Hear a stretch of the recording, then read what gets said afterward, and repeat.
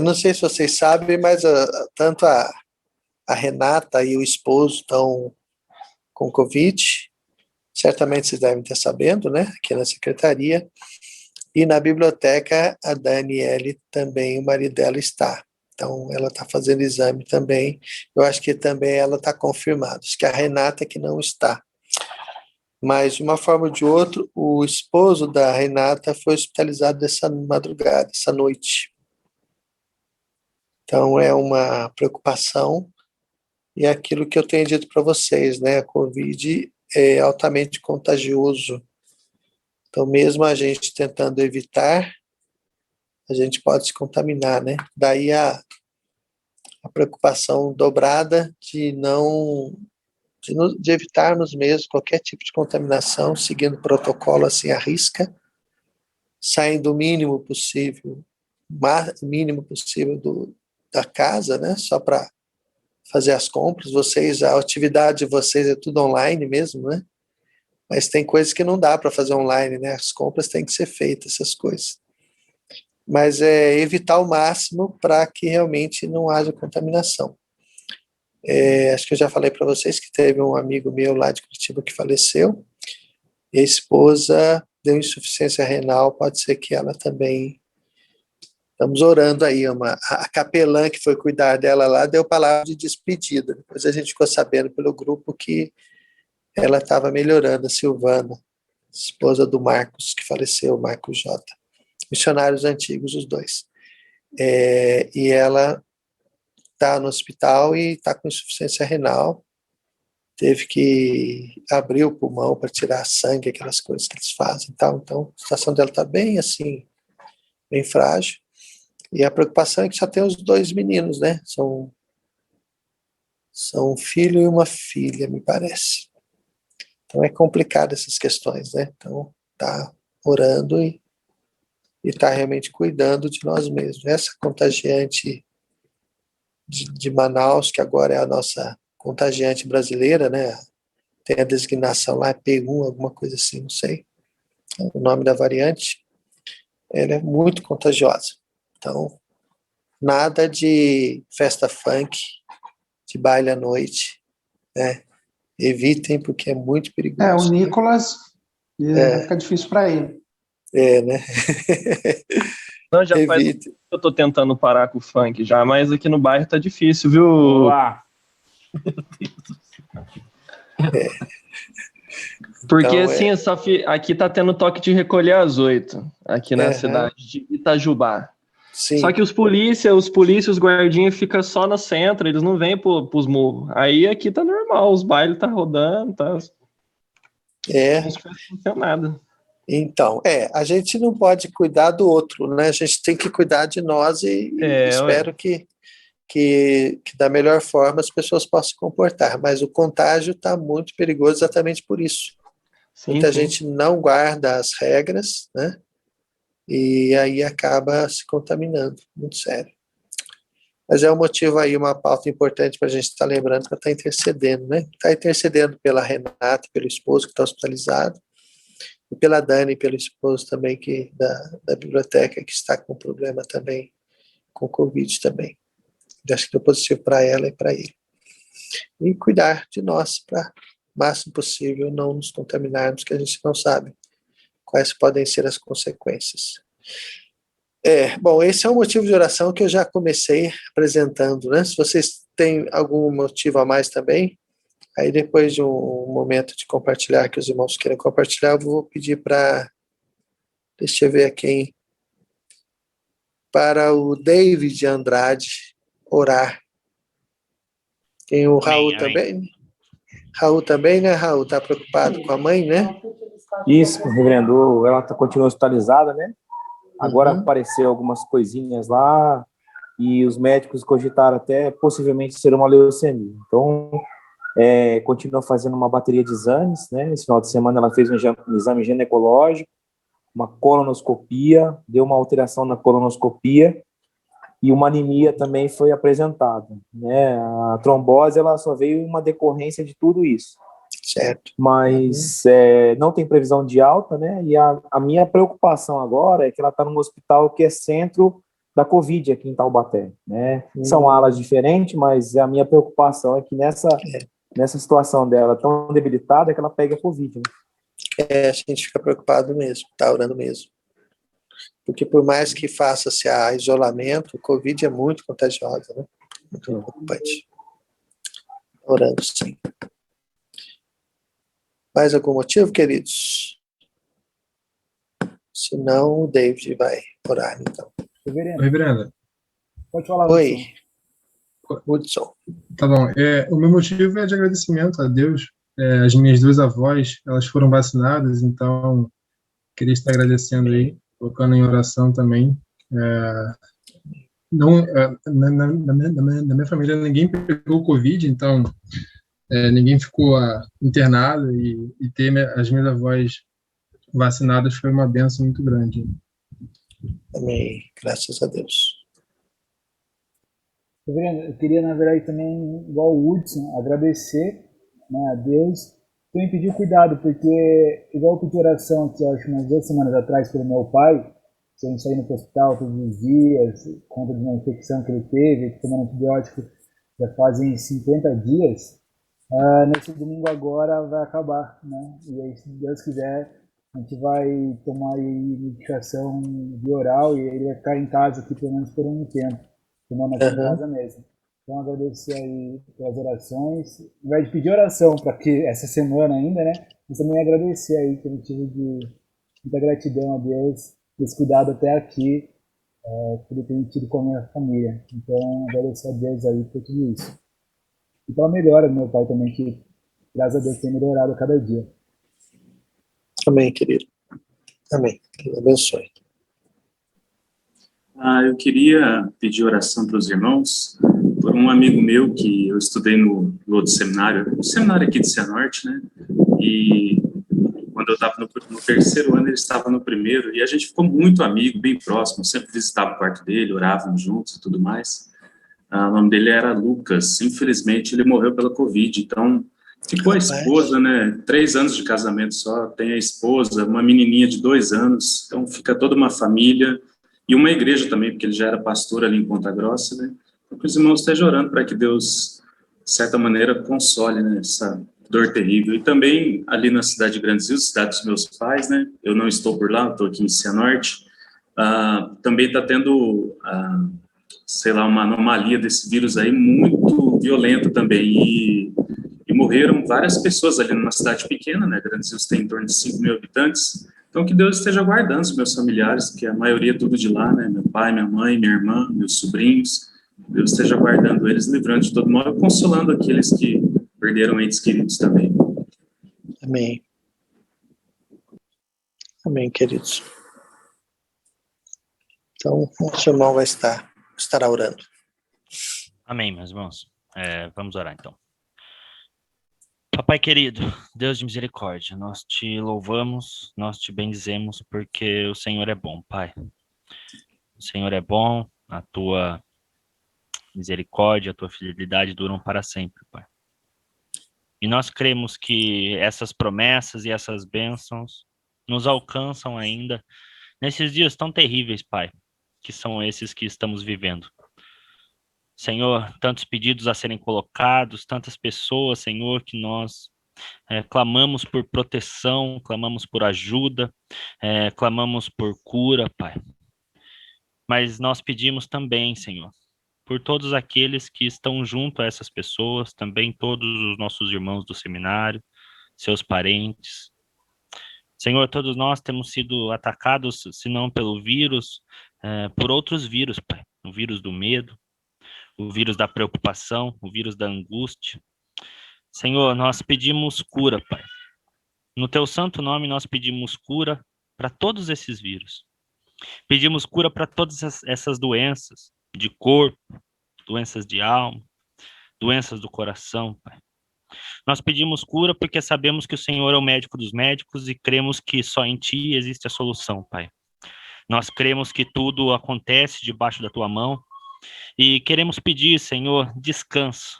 queremos pedir o descanso nas tuas asas, queremos pedir o descanso no teu amor, para que possamos passar por isso, Senhor, para que possamos de fato testificar que o Senhor foi bom conosco, mesmo nesse terrível vale de sombra de morte que estamos passando, Senhor.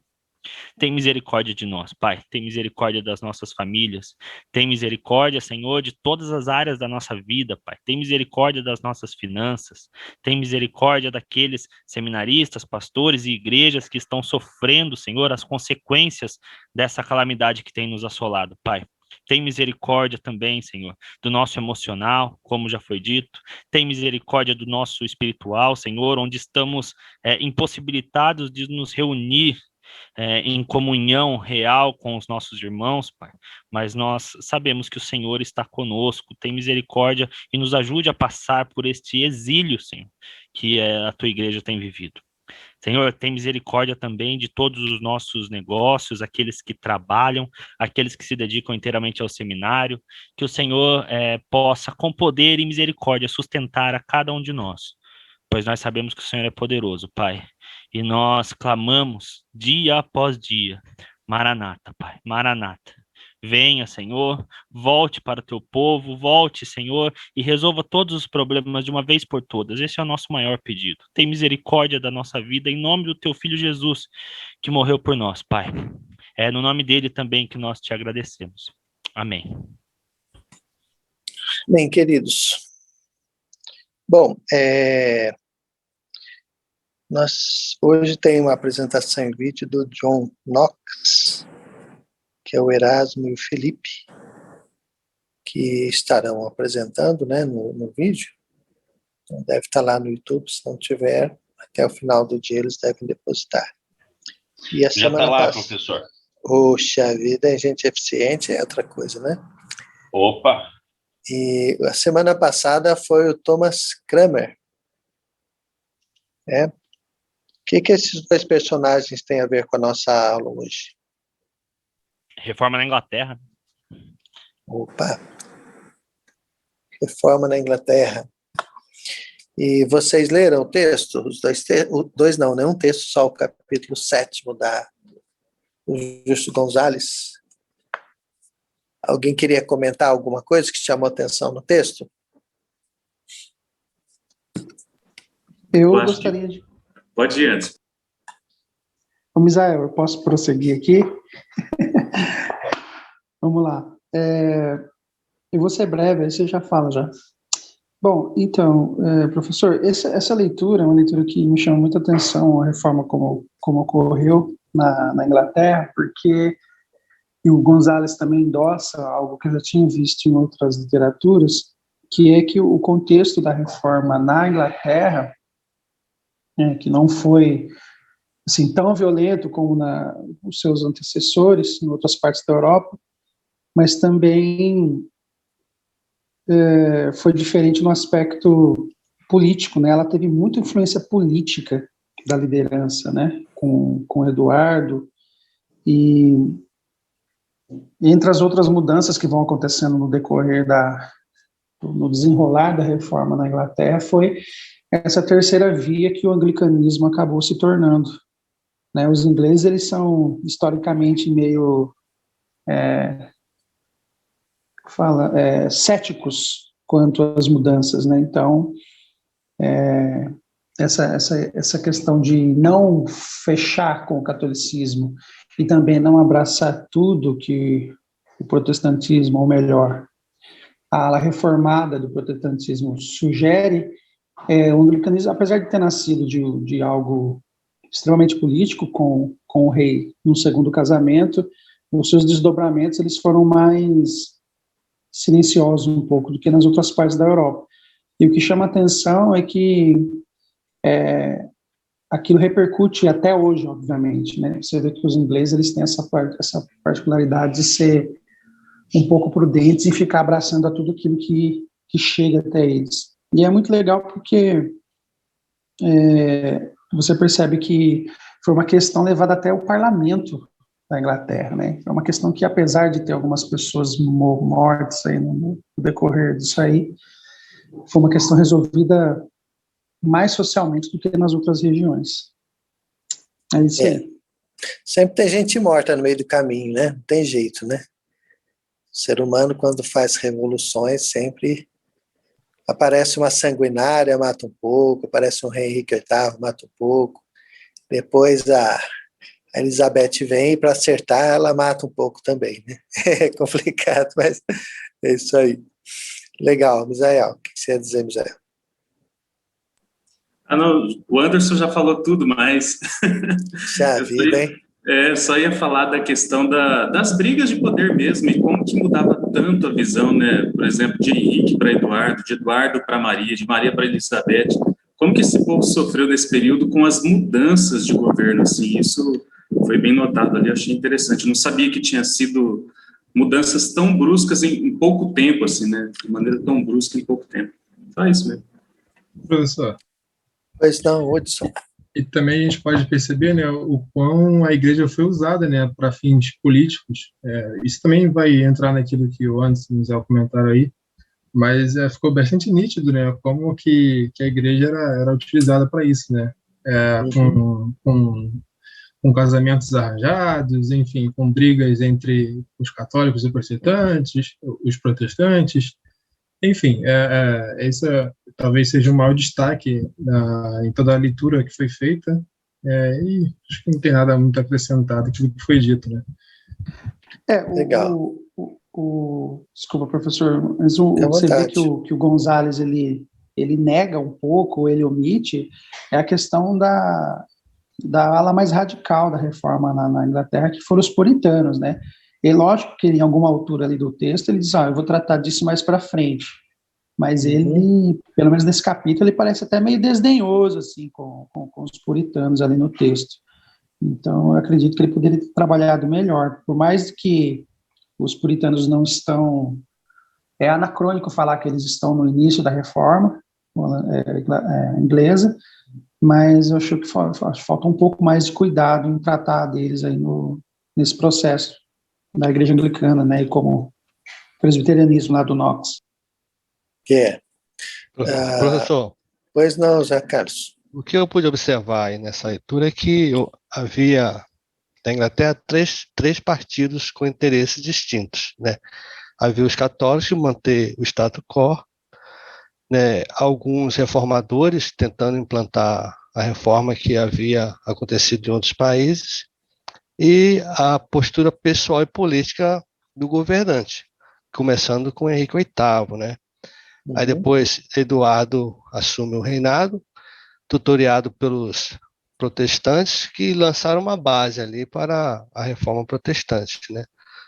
Mas depois a gente vê bem nítido pela rainha Elizabeth que o interesse dela não era nem católico nem protestante, mas sim manter a Inglaterra em paz, né, e o reinado dela, né, estabilizado. Então ela conseguiu jogar com os dois lados, com os protestantes e com os católicos, atendendo parcialmente os interesses de cada um, mas na verdade ali eu acho que dos três quem saiu mais vitorioso ali foi o próprio governo, né? Mais para frente, sim, a gente vai ver algo mais enfático com com o surgimento dos puritanos. Legal. Uma coisa que a gente pode perceber é que o próprio Lutero tinha também aquela ideia de que o que não é contra a Bíblia pode ser mantido, né? E isso ajuda a resolver a religião germânica, né? Os povos germânicos, que eram bastantes, muitos principados, né? Grupos ali, reinados que haviam, eles se juntaram em torno daquilo que depois se torna o próprio luteranismo, né? A rainha da Inglaterra, o rei da Inglaterra, primeiro por um interesse pessoal, ele acaba indo para o lado dos protestantes. Mas, de fato, a Elizabeth, que acaba culminando com esse governo, ela se torna também uma boa diplomata nesse sentido, né? Porque tem revés. O Henrique VIII não queria tanto, mas alguns teólogos queriam uma reforma. E depois de todos os reveses, realmente, a rainha acaba regularizando. Então, aquela ideia que o próprio Lutero tinha de que aquilo que não é bíblico, mas não é herético, pode permanecer, é algo que a própria Inglaterra, a igreja anglicana, acaba também aderindo, né? Ou seja, se não está contra a Bíblia, mas é um ritual, é uma crença que não prejudica a fé, então pode permanecer. Diferente dos radicais, né, ou dos mais radicais, como o era o próprio, os próprios reformados. Pois não, Luiz, fica à vontade. A minha pergunta vai ao encontro disso que o senhor está dizendo. Lendo o texto lá, assim, não me fica claro, e eu também não sei tanto a ponto de dizer assim, isso é ou não. Eu queria saber se existe algum resquício hoje ainda, porque nós sabemos que depois, Knox também é um dos nossos pais, né, assim, do presbiterianismo, e se existe alguma coisa hoje ainda algum resquício dessa politicagem tão grande que existia, né? Eu não digo que existia, o ser humano é um ser político, né? E como é um ser político, ele sempre acabará trazendo as questões teológicas, alguns dizem ideológicas, para os seus grupos e para a própria fé. Existem aqueles que acreditam que, eu não tenho até um nome técnico para isso, reverendo Augusto Nicodemos e outros lá, uns que dizem, eu não vou lembrar o nome técnico, que alguns acreditam que se você estiver dominando o Estado, você deve colocar, e você pode colocar leis e valores cristãos para toda a sociedade. Eu não vou lembrar o nome desse termo aí, mas é alguma coisa Teonomia? como... Isso, teonomia. Falou o Matheus Canizinho que não me deixa mentir, né? A tal da teonomia.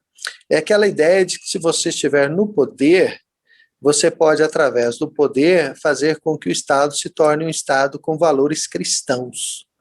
É como impor sobre a sociedade os valores cristãos. E existem aqueles que entendem que a fé cristã não deve agir dessa forma, mas nós devemos evangelizar, porque pessoas se convertendo ao evangelho, se tornando líderes políticos, estarão em todas as esferas da sociedade e poderão, através da sua própria fé, do testemunho cristão, fazer com que as leis se tornem mais cristãs, valores mais cristãos. Então, eu diria que essa força, ela acontece ainda, Luiz, e sempre aconteceu na sociedade. Ou a fé é imposta por um monarca, ou por um líder, como no caso dos povos germânicos lá, né, que se torna a religião do Estado, ou no caso da própria Igreja da Inglaterra, ou nos países onde se fala numa total separação entre governo e religião, né, ou seja, aquilo que nós falamos da nossa Constituição hoje, que seria uma Constituição que não permite, ou pelo menos não proíba, né, que haja a questões religiosas, existam grupos. Vocês já ouviram falar da bancada evangélica lá entre os deputados. É um grupo que se une, não poderia dizer, esse grupo evangélico nos representa como reformados. A maioria ali, pelo menos, não são reformados. Mas isso não quer dizer que tem um grupo lá que quer ditar conceitos e valores religiosos, né? E sempre dentro das questões, digamos assim, mais polêmicas que eu digo, questões que dizem aborto, questão que dizem a legalidade, né, do relacionamento homoafetivo, união de homoafetivo e outras coisas. Então, essas coisas estão sempre em pauta, existem sempre grupos, né, que estão lutando, alguns mais liberais dizem não, tudo bem, os grupos mais conservadores, geralmente você pode ver que são evangélicos e católicos, dizem não, né, a muitas das questões, mas existe sempre essa luta. Então, essa luta política dentro do poder, ela sempre vai existir. A questão é a forma de governo. Quando você tem um governo que é, digamos assim, um governo que tem a realeza, né, monárquico, normalmente o líder daquela nação ele vai acabar ditando a religião que o grupo deve seguir. Agora, nas nações onde nós temos a democracia, então os próprios evangélicos acabam colocando evangélicos lá. E essa briga, tanto que lá no nosso, na casa lá, tem lá a bancada da bala, a bancada dos evangélicos, a bancada da agronomia, né? Então, é sempre essas brigas, são brigas ideológicas e envolvem valores cristãos ou não, né? Então, essas questões sempre estarão presentes. A nossa Constituição, ela é declarada como o que mesmo? Quando se fala em religião, qual que é o termo que se usa mesmo? Laica. Política? Laica, né? Laica.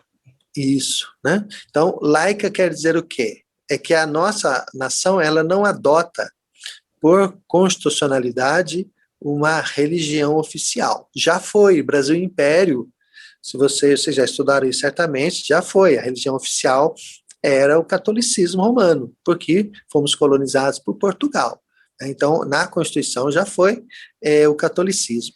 E por isso os evangélicos não podiam fazer templo, tinham que reunir em casa, os templos não podiam ser caracterizados como templos religiosos. Então, depois, quando a gente se tornou república, a Constituição trouxe como a igreja, a nação, como uma nação, Estado laico. Então, o Estado laico não quer dizer um Estado ateu, é diferente. Quando a gente fala em Estado ateu, é um Estado que não aceita nenhum tipo de fé, religiosidade ou fé. No nosso caso, é laico. Então, quer dizer que ele aceita e é aberto, mas não institucionaliza nenhuma religião. Então, ele não é contra a religião. Mas as pessoas que participam, os políticos, eles têm as suas opiniões e os seus valores, né? É natural que a Constituição, que o modelo nosso, ele tenha mudanças, porque a sociedade vai mudando a sua mentalidade. Então, por exemplo, aquilo que era lei há um tempo atrás, ele vai mudando, vai se... existem até questões assim, aos poucos, né, a Constituição vai aos poucos modificando a interpretação das próprias leis. Questão da família, há um tempo atrás, qual que era o conceito de família? Homem e mulher, não era isso? Não é o que está na Constituição? Foi mudada a Constituição? Não, mas foi dado uma ampliação ao sentido de família, né? Então, família hoje, pelo menos não na Constituição, mas pelos poderes lá, pelo judiciário lá, não, pode ser também homem e homem, mulher ou mulher. Então, existe essa flexibilização do legislador de acordo com a sociedade. Agora, o cristianismo, os cristãos, como resistência, eles são mais conservadores. Você pode ver, a Constituição americana ainda é a mesma, lá de 1800 e alguma coisa, né? Eles são mais conservadores em muitas coisas do que nós aqui no Brasil. Então, muitas coisas vão se mudando no Brasil. Lógico que o Brasil tem problema do regime militar, tem outras coisas, né? E coisas desse tipo, mas a Constituição vai mudando. Mas essa tensão religiosa, que é uma tensão política, também não tem como fugir dela. Não sei se respondi, eu falei demais, né, Luiz? Não, respondeu sim. Na verdade, analisando o conceito política, eu acho que não tem como, né, separar. Mesmo que a gente fale dentro da instituição IPB, não se tem como dizer que não há, porque é um método de governo também, né? O ser humano é um ser político, né? O que é? Política é o governo da polis, democracia é o governo do povo. Aquela ideia de quem é o povo, quem faz as próprias leis, né? Avalia as leis, coloca os seus próprios líderes. Então, diante disso, não tem como não fazer política, tudo é política. A gente, quando fala em igreja, a gente fala em política eclesiástica, mas é política, né? É o ser humano colocando leis e modificando. Tanto que vocês percebem, até no próprio presbitério de vocês, tem regras diferentes de um presbitério para um outro. Nós temos uma Constituição e cada presbitério tem as suas regras internas, né? Então, da mesma forma, o governo federal tem as suas regras debaixo da Constituição e os estados, cada um tem as suas regras que vão modificando um pouco. Faz parte, por isso tem as casas legislativas, né? E os valores, os costumes, eles vão entrando. Por isso, coisas que eram pecado antes, porque a Constituição anteriormente era de uma sociedade bem católica, perdeu-se muitas questões que eram tidas como pecados, adultério, crime de adultério, já foi crime, né? É por isso que tem aquelas cenas em que a pessoa tirava a foto da outra em adultério, porque ela, no julgamento, ela perdia muito das suas razões. Hoje, adultério não é crime mais, né? Ele não está mais no Código Penal, não é crime nenhum. Então, para você ver que a sociedade vai mudando e os seus valores vão mudando. Nesse sentido, a nossa Constituição já foi mais conservadora do que ela é hoje, né? Por causa dessas questões que vão modificando. Agora, mesmo que a Constituição mude, né? Mesmo que os valores mudem, as nossas bases de fé continuam a mesma. Então, por exemplo, se, como pastores, a Constituição, os poderes do judiciário digam coisas que sejam contra a nossa fé, aí a gente não vai se submeter porque é Constituição, né? Porque é legislação. São legislações de homens. Mas isso aconteceu. Tanto que, voltando ao assunto, para a gente não fugir do assunto, você tem no parlamento inglês, né, voltando lá à nossa leitura, o parlamento inglês também, ele era formado por católicos, era formado por protestantes mais moderados, né, e era formado também pelos puritanos e até outros grupos mais radicais. E eles estavam constantemente tentando impor os seus valores diante do monarca. Então, isso é muito nítido, principalmente quando a gente fala da Inglaterra. Vocês leram um pouco dos puritanos, né? É muito nítido essa luta dentro dos governos de decidir o que vai se prevalecer, né? Qual grupo que vai prevalecer. Beleza? Alguém tem mais alguma coisa para compartilhar do texto ou da própria Inglaterra? Professor, mais uma coisa rapidinho. Pois não, uma ênfase que eu acho interessante de um dos reformadores ali ingleses, porque é engraçado que não é um movimento ordenado, né? Você não tem um líder, nossa, um grande reformador inglês de renome como Calvino, Lutero ou o próprio Zwingli. Sim. Mas existem algumas pessoas que foram pontuais ali. E lá pelas tantas no texto, o Gonzales cita o John Hooper, e ele coloca algo interessante, que até então eu não me lembro com quem que ele está debatendo exatamente, mas ele fala uma questão pontual sobre a sucessão apostólica do Papa. Ele critica isso e ele fala que não há meios para medir essa sucessão e que a sucessão pela qual a igreja inglesa devia se submeter era a sucessão doutrinária. Então, eles não tinham lá muitas contradições contra o papado. Os problemas maiores estavam quando a tradição ou o tradicionalismo se sobrepunha à própria escritura, né, que é uma herança, é uma característica reformada. Exato. Qual que é o modelo eclesiástico da Igreja Católica? Vocês poderiam dizer para mim? Existem alguns modelos. Oi? O senhor fala hierárquico? Isso, de estrutura. Ele é episcopal, né? Episcopal. O que significa ser um modelo episcopal? Tem um mandatário. Um manda, o resto obedece. Quem que falou isso? Que o manda, o resto obedece? Foi o Hudson. O que o José Carlos falou? Um mandatário, né, que determina o andamento de toda a eclesiologia da igreja. Um andrião. Mandatário é o que manda, para ser mandatário, né? Tá certo. Né? Mas realmente você tem o episcopal, vem de episcopos, que são quem? São os bispos, não é isso? Então você tem uma estrutura onde você tem os líderes, os pastores, e depois, acima dos pastores, você tem os líderes desses, que são os bispos, que são os religiosos que estão acima e que gerem determinada região, gerem concílios, né? Eles são, entre os pastores, aqueles que estão acima e gerem esses grupos. A Igreja Católica é assim.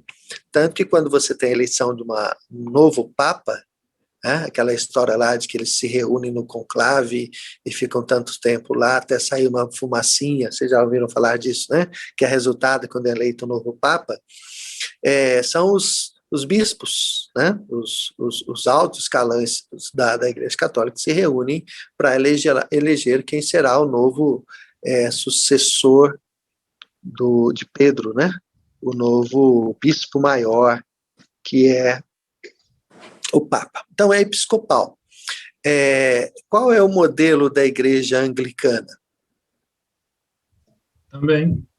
Também. Ela não mudou a sua forma, a sua estrutura como igreja. Daqui a pouco vai cair, a gente vai ter 10 minutos na volta, tá? Até as 10 nada, vão ter quase 20 minutos, que é até as 16 horas na sala. Mas, então, bom, vamos derrubar todo mundo para não cair no meio da conversa? Depois a gente volta, vamos voltar já então.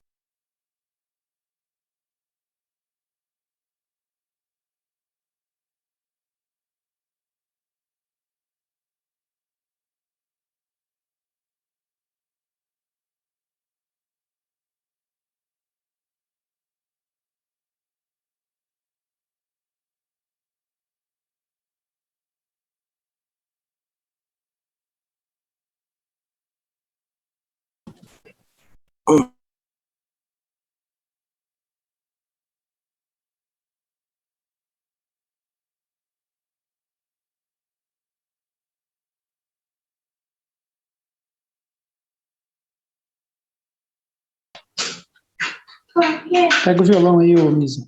Vai fazer uma moda de viola, pelo menos.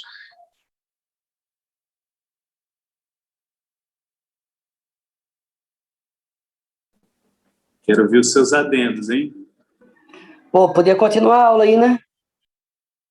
Bora lá, Anderson. Fala aí. Então, o adendo que eu queria fazer... O cara é muito audacioso, né? Nunca escreveu um artigo e diz que Gonzalez faltou com o conteúdo. Voltamos aí, gente. Pode continuar a conversa aí contra o Gonzalez, que tá boa. Então.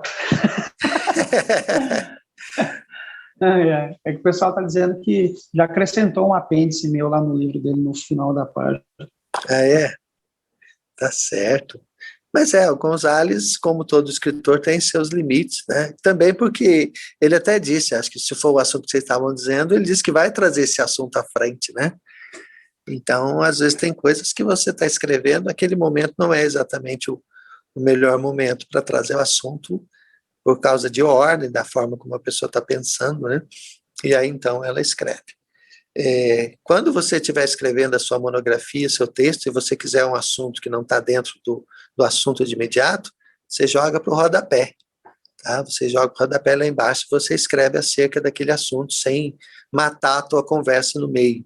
Então, o rodapé é isso. Só que o Gonzalez, ele usa bastante rodapé, mas chega uma hora que tem que organizar o pensamento dele. Bom, a gente estava falando sobre... O Hermes Maia, por exemplo, os livros deles é só rodapé. Já ouvi essa crítica. É outro extremo, né? Eu já ouvi essa crítica, o elogio, não sei, diz que ele lê muito, né? Então ele bota muito rodapé. É o estilo, né? É o estilo da escrita. Mas tem gente mesmo, às vezes tem livros que você for ler, o cara tem mais rodapé do que conteúdo escrito. Quer dizer que ele pesquisou bastante, né? Pelo menos ele isso é uma garantia. Pesquisa e esqueceu de escrever o livro. Escreveu, né? Mas tudo bem. Então, voltamos, estava falando sobre a estrutura da Igreja Católica, né?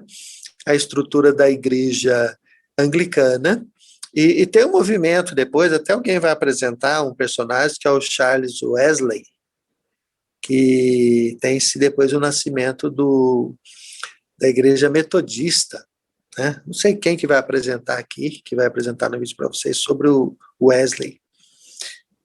É o Jefferson? Não. É isso.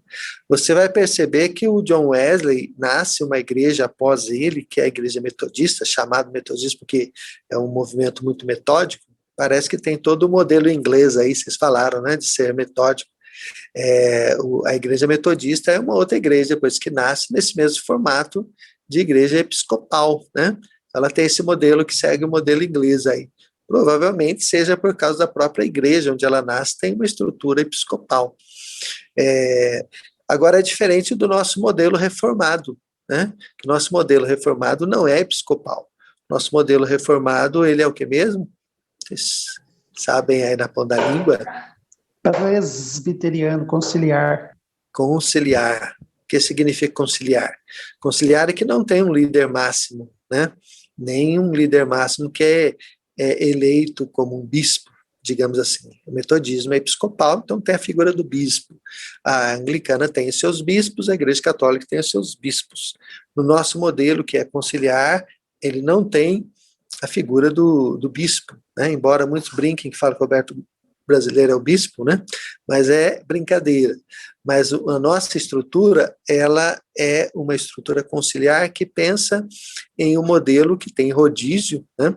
E esse líder, esse presidente, na verdade, o ideal seria chamar de moderador, né? Ou seja, alguém que está à frente como moderador das discussões. Se você olhar o nosso formato de estrutura, nós temos Constituição, nós temos concílios. Se você já foi no presbitério, você vai ver que os concílios, os grupos se reúnem em comissões, é o mesmo formato das casas do legislativo, né? Em que você tem lá o Congresso, você tem as comissões, os grupos, cada comissão, e no plenário decide. Então, é uma forma organizacional. Então, como herança aí, nós acabamos deixando essa herança aí para as nações de um modelo conciliar, né? Que é praticamente um modelo visto como democrático e tudo mais. Mas você vê que a igreja anglicana, ela não quis mudar a sua estrutura, ela manteve os bispos, né? Por quê? Porque eles entenderam que essa forma de organização da igreja não era uma forma que iria prejudicar a fé, que iria prejudicar aquilo que é importante nas escrituras. E também foi um amarrado, digamos assim, um amarrado com a própria estrutura antiga da catolicismo, né? Então, a princípio, como vocês viram, na igreja anglicana, só tirou a autoridade papal. E no lugar da autoridade papal ficou uma vaga, né? Quem seria agora o líder da igreja? Quem ficou sendo o líder da igreja? O rei? O rei, o Henrique VIII. Né? Então, o rei, ele assumiu aí, está escrito no texto lá, a supremacia papal, a supremacia, papal não, o ato de supremacia, né? Onde eles dizem, agora em diante, o chefe da igreja não é mais o Papa, o chefe da igreja é o seu rei, né? Então, essa confusão, ou essa unificação do poder, tanto religioso como o governo do mundo, né, o governo temporal, no mesmo imperador, no mesmo líder, o que não era, né? Você tinha lá os reis, mas o líder da igreja sempre foi alguém de fora da própria nação. E, de certa forma, também o que acontece com o Henrique VIII? Ele estanca a saída de dinheiro, né? Que era uma das coisas que os príncipes não gostavam também. Muito dos valores, dos dízimos, saíam e iam lá para a sede da Santa Sé, lá em Roma. O próprio Vaticano, ele foi construído com muito desses dinheiros. Muitas riquezas que saíram e que saem das nações. Hoje menos, mas naquela época saía bastante, né? As indulgências, né? As outras questões que haviam dentro do catolicismo faziam com que muito dinheiro saía. Então, o rei, sendo agora o líder da igreja, o dinheiro para de sair da própria nação, né? E ele faz uma outra coisa interessante também. Ele destitui os monastérios, né? Vocês leram isso também, os mosteiros. Por quê? Porque os mosteiros eram foco da resistência católica dentro do formato da igreja, né, e do próprio rei, e também porque havia muitas riquezas. E qual a forma de você ter os teus líderes felizes, né? O teu parlamento feliz? É fazer com que eles participem das riquezas, né? Então você tira os monastérios, o dinheiro vem para o rei, e o rei distribui essas riquezas com aqueles que lhe são simpáticos, né? Então, isso acontece e aconteceu, né? Me parece que, acho que 1/3 das terras de toda a Inglaterra pertenciam à igreja, né? Então, ele destituiu tudo isso, e tudo ficou sendo parte agora do próprio reino da Inglaterra. E isso favorece, então, a essa boa, a esse favor do parlamento e tudo mais, né? Bom, é o famoso toma lá da cá, né? Você deixa todo mundo feliz, pelo menos aqueles a quem você quer agradar, né? Bom, eu vou passar uma transparência aqui então com vocês, que é basicamente o que estava no texto lá, algumas outras informações, só que eu não estou podendo aqui, acho que eu tenho que pedir para o Thierry Liberou, professor, desculpa. me liberar aqui. Não, tranquilo, aqui é só com autorização do Thierry, senão você não consegue fazer nada aqui nesse grupo. Tá certo, Thierry, obrigado.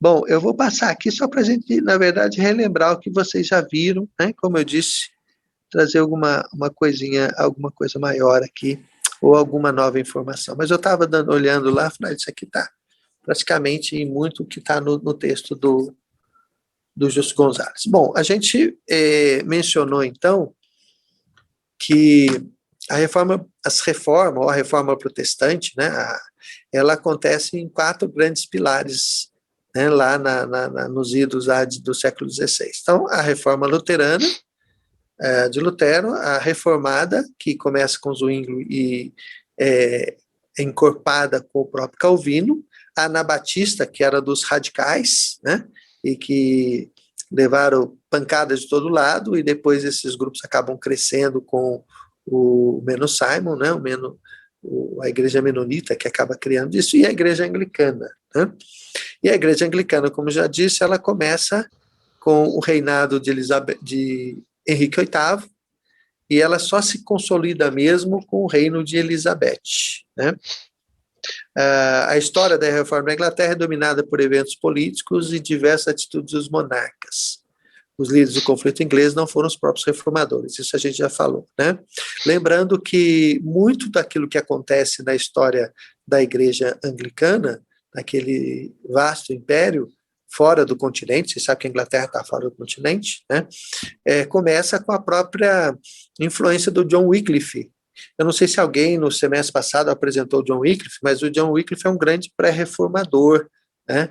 Ele é aquele que está preocupado que a Bíblia Sagrada seja conhecida das pessoas na própria língua, né? Na língua de origem, no vernáculo. E ele tem os seus seguidores, os chamados lollardos, né?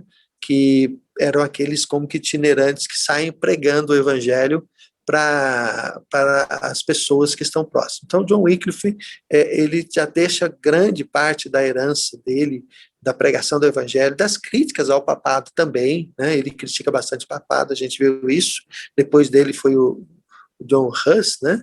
Então, o John Wycliffe, ele teve grande influência, a Inglaterra já estava sofrendo essa influência antes, né? E os próprios escritos de Lutero, lidos na Inglaterra antes da condenação, né, do Papa condenar os escritos dele lá e serem queimados e tudo mais, em 1521. Então, os escritos de Lutero também eram muito utilizados. Tem o Tyndale, o William, que faz uma tradução do Novo Testamento para o inglês, né? E aí temos vários atores importantes aí de mente protestante, o Cranmer, que já foi até apresentado por vocês, o Jewell, o Latimer, o Ridley, Hooper, né, e outros. Então, de fato, eles não foram tão vultuosos como Lutero ou Calvino, mas eles influenciaram no reino para que a reforma avançasse ali também, né? O Henrique VIII, então, pede anulação do seu casamento, e o casamento do Henrique VIII era visto como um casamento que não poderia ter acontecido. Se você ler Levítico 20, 21, diz que o irmão não poderia tomar a esposa do outro irmão, né? Embora o outro irmão já tinha morrido, mas o problema, na verdade, do Henrique VIII é que ele não consegue ter um filho homem. E você vai perceber que nesse regime real, né, da monarquia, um homem é muito importante para que você tenha um sucessor, né? Mas a esposa dele, a Catarina, não lhe dava um filho, deu uma filha, que foi a Maria, né? A Maria é aquela que depois é chamada de sanguinária. Então, o rei, ele faz uma pesquisa lá entre as universidades, se o Papa tinha ou não tinha poder para ter abençoado aquele casamento, né? E aí eles dizem que o Papa não teria, e o Papa deveria anular o casamento. Só que o Papa tinha problema lá com o Carlos V, que é o Carlos I, rei da Espanha, e aí então o Papa não ia anular esse casamento. E aí então o Henrique VIII, ele vai forçando a barra para que acabe se separando a Inglaterra da própria Roma, né, ou do Papa. Então, o Henrique VIII se casa secretamente com a Ana Bolena, e ela estava grávida, e essa criança que nasce é uma outra mulher, que é a Elizabeth, né? A Elizabeth, ela depois é quem acaba se tornando a rainha que consolida aí o reinado anglicano, né? O Henrique VIII, então, ele assume o controle da igreja, o Thomas Cranmer se torna lá o pregador e o pastor lá da diocese de Canterbury, e as coisas vão acontecendo, né? Em 1534, o rei é declarado cabeça supremo da igreja, aquilo que eu falei, o ato de supremacia, declara nulo o seu casamento com a Catarina de Aragão, né? E casa, então, com a outra, né? Vocês já assistiram o filme A Outra? Falando nisso? Alguém já assistiu? Quem já assistiu? Ninguém assistiu? A Outra. A Outra é um filme que narra exatamente esse conflito aí, da Ana Bolena, tá? É um filme que é baseado, não sei até que ponto, mas se vocês assistirem o filme, ele vai fazer uma boa narrativa sobre a Ana Bolena e tudo mais, tá? Bom, o rei, então, declara o ato de supremacia e se divorcia da Catarina, né? Ele ordena a dissolução dos mosteiros, e o desejo dele é possuir os tesouros dos mosteiros e fortalecer o seu reinado. Mas Henrique VIII morre em 1547 e reina o Eduardo VI, que é o filho de uma terceira mulher dele, né? Ele casa com a Catarina dá certo, depois vai com a Ana lhe dá uma filha também, depois ele já está com uma terceira esposa aqui, que é a Joana, e a Joana lhe dá um filho, só que um filho doente, né? O Henrique VIII, o Eduardo VI era um menino doente, e os protestantes se aproveitaram, porque o menino ainda não tinha a idade para reinar, né? E acabaram aí, e aqueles que eram os tutores do menino, acabaram favorecendo o protestantismo, e o Thomas Cranmer, nesse período, institui lá, publica o livro comum de oração. Se vocês lerem hoje qualquer igreja da igreja anglicana, vocês vão ver sobre o livro comum de oração, né?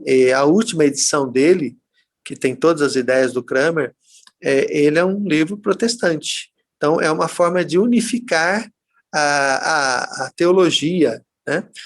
Em todo o território inglês, com o livro comum de oração. Então, até hoje, a igreja anglicana usa o livro comum de oração, desde aquela época de Henrique VIII. Tá? Com a morte do Eduardo VI, Maria sucede ao trono, é a chamada a Maria a Sanguinária. Por quê? Porque ela restaura os laços com a Igreja Católica, e aí ela manda muita gente para a fogueira, e o Thomas Cranmer, que ela obriga, já era um idoso, que obriga ele a renunciar à fé, e diz que na fogueira lá, a primeira coisa que ele coloca é a sua mão, né, que havia redigido o documento renunciando à fé. E ele se torna um mártir dentro da religião, ou dentro do pensamento anglicano, né? Maria morre, todo mundo morre, né, 1558, e é sucedido, então, pela Elizabeth. E a Elizabeth, ela... Eu corri aqui, fui tentar apagar um trem aqui e piorou. Vamos estar lá. Vamos voltar na Elizabeth aqui. Tá. Aqui. A Elizabeth, então, faz uma reforma na igreja e volta a ser uma igreja anglicana, né? Definitivamente. E a Elizabeth é aquela que é conhecida por mandar matar a Maria Stuart, que havia fugido do Knox, John Knox, lá da Escócia, né? Então, o nosso protestantismo mesmo, já está bom aqui, o nosso protestantismo mesmo, ele vem pelo modelo presbiteriano escocês, do John Knox, né? E a rainha aqui, a Elizabeth, acaba matando a rainha, porque existe até uma conspiração para que aquela que fugiu de lá se torne rainha no lugar da Elizabeth. Então, a gente vê que esse mundo dos monarcas é um mundo de muitas disputas, muitos conluios, né? E é muito interessante, lendo esse pequeno texto aqui do Justo Gonzalez, mostrar esse conluio, essas lutas políticas, esses grupos que arranjam e se rearranjam, né? Você olhar o livro de Davi também, né? Davi é cheio de problema com conluio dentro da casa dele com os próprios filhos. Então, esse parentesco, esses laços de família, de casamentos assim, arranjados, políticos, né? Isso é muito forte dentro desses grupos monárquicos, né? Então, isso acontece muito. E, no caso, a Elizabeth acaba matando a Stuart lá, e mata muita gente também. O Justo Gonzalez lembra isso, que ela também, menos, né? Ela reinou 10 vezes mais do que a Ana, mas ela matou mais ou menos o mesmo número de pessoas. Então, ela foi matando a conta-gotas, né? Mas antes de um período de revolução, de constituição, do modelo que a gente tem hoje, que é o modelo democrático, esse modelo hierárquico dos reis e rainhas absolutistas, né, esses grupos, eles matavam muita gente mesmo. Qualquer opositor ia para a fogueira, ia para a guilhotina, ia para a fornalha, ia para a masmorra, não tem jeito, né? E também muitos pregadores foram. Naquela época, ser protestante, estar associado à política era perigoso. Hoje a pessoa pode ser cancelada no YouTube, né? Cancelada no Facebook, não é isso que o pessoal fala? Naquela época eles cancelavam a pessoa na vida mesmo, né? Mas é assim, né? Essa intriga política, ela é muito forte, sempre foi muito forte. Eu acho que o nosso tempo já acabou. Algum último comentário aí para a gente deixar vocês livres? Professor, só lembrando a gente, o professor Luiz Fernando passou o livro da oração comum para a gente ler, né? Ah, que legal. Agora, eu não sei que versão que é, mas lá ele faz uma... não sei, eu acho que não dá tanta diferença assim do protestantismo, não sei se já tinha isso, mas, por exemplo, eles comemoram o Dia de Santos, tem algumas questões lá que eu falei, nossa, diferente, não está tão desprendido do catolicismo assim, né? Pelo menos a versão ali, né? Não, mas é isso mesmo. A igreja anglicana, ela é um meio termo entre o catolicismo e o protestantismo. Por isso surgem os puritanos, né? Os puritanos são os protestantes calvinistas, lá na Inglaterra, que disseram a reforma não chegou até onde ela deveria chegar. Já a rainha estava preocupada. Olha, onde tem lugares protestantes, tem muita divisão. Por quê? Protestante gera divisão, as pessoas não se unem, né? Então, para ela unificar, ela diz, não vou totalmente deixar o catolicismo, mas não vou afundar a cabeça no protestantismo, para que o reino continue funcionando. E o livro comum de oração, ele não desagradou tanto os católicos, então foi mais suave a mudança de regime religioso, mas também não agradou totalmente os protestantes calvinistas. Certamente quem abrir a livro comum aí, como Israel fez, vai dizer, peraí, isso aqui não está muito protestante, não, está meio católico o negócio, né? O John Stott é um grande escritor, escreve muito bem para nós, né? Ele era um anglicano, só que ele não era do alto escalão anglicano desse grupo católico, ele tinha uma tendência fortemente protestante, mas ele era o pastor lá, o bispo da rainha lá, ele foi durante um bom tempo. Então, para você ver como o John Stott, ainda anglicano, ele tinha uma forte tendência protestante e aceito para nós por esse pensamento protestante. Mas existe um grupo que vai bem para o lado católico lá na Inglaterra. Queridos, Deus abençoe, tudo de bom. Até mais. Deus abençoe. Tchau, tchau.